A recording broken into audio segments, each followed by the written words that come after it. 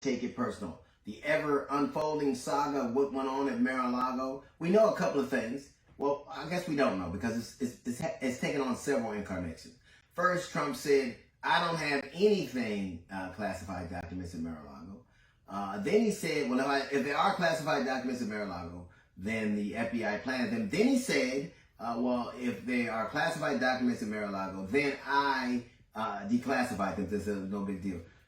The bottom line is classified data is not supposed to leave that proximity. Whether you unclassify them or not, they are not supposed to leave because they belong to the people of the United States of America, not to you. As a matter of fact, you're in trouble right now, in legal jeopardy right now, because you enhance the very law that they're using to investigate you.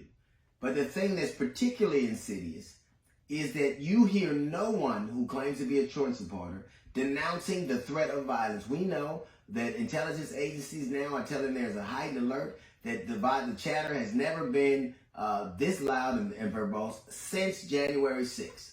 You will not hear any of them decry violence. None of them, not senators, not congressmen. No one who is supporting Trump will decry violence because that is a tool for them.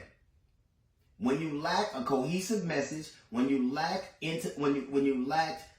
on the wrong side, violence will always be your calling card. Donald Trump, if he broke the law, he should be indicted. That is plain and simple. We already know he led an insurrection. We already know he's twice impeached. We already know that he has no scruples. We already know that he played fast and loose with intelligence. He did. It was places that shouldn't have been shown to people who shouldn't have seen it. He would blurt out true positions accidentally in press conferences. So we already know that just having an inept person like that has been a danger to the United States and a boon to this nation's enemy. We already know that. He wrote the law that now he's in jeopardy from, and the people who are contorting themselves to defend it. But the thing that I find particularly insidious is how violence is accepted. Violence is accepted. And you know what? Why wouldn't it be? The people who are threatening violence right now, the people who are perpetrating violence right now, are the descendants of grandparents and parents who threw rocks at little black kids in the 60s and 70s.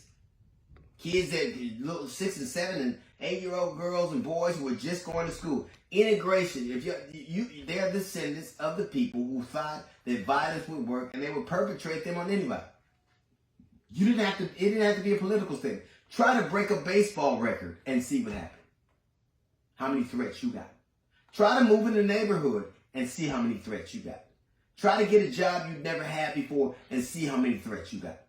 Because America, it is our stock and trade. It is our calling card. And now it is no different that they turn those threats of violence on law enforcement. And it's hard to do anything about it because law enforcement has such a mentality, a like-mindedness with the very people who are threatening them.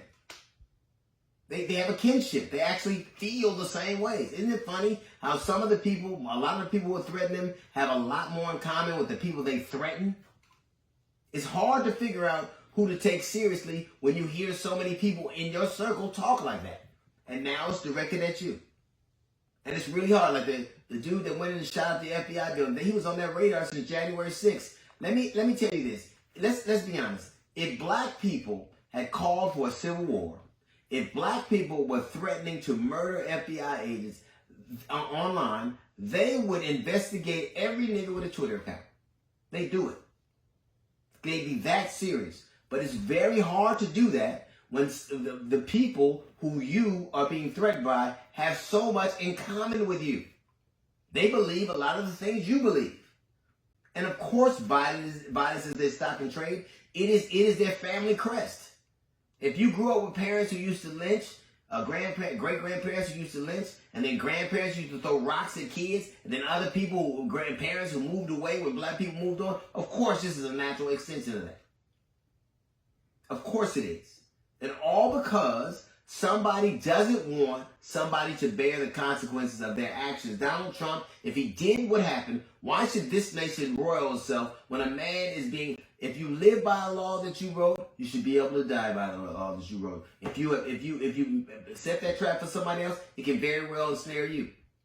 The problem is that you will not hear anybody decry violence on that side because they use it as a tool. What they use on the right is violence and courts because they know they don't have any political ideas. They know that they are in allegiance with a demigod. And now the people who are now supposed to investigate them are being threatened.